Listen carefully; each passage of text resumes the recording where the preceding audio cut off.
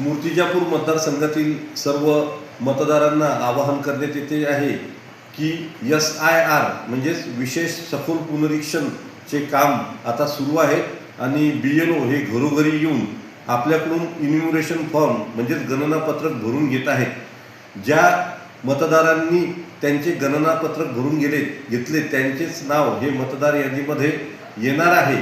त्यामुळं आपलं नाव आज जरी मतदार यादीत असलं तरी आपल्या सर्वांनी गणनापत्रक म्हणजेच इन्युमरेशन फॉर्म हे BLOकडे भरून द्यावे।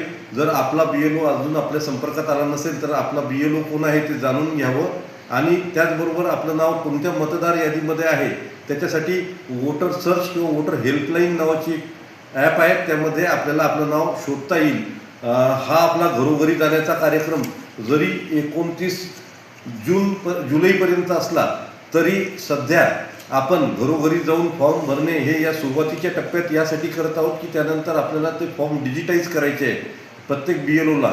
त्यामुळं मी आपल्या सर्व मतदारांना आपल्या माध्यमातून आवाहन करतो की त्यांनी आपल्या BLOशी संपर्क साधावा व आपला इन्युमरेशन फॉर्म म्हणजेच गणनापत्रक हे भरून आणि जर कुठे आवश्यक असेल तरच त्याचे पुरावे हे आपण BLOकडे द्यावे।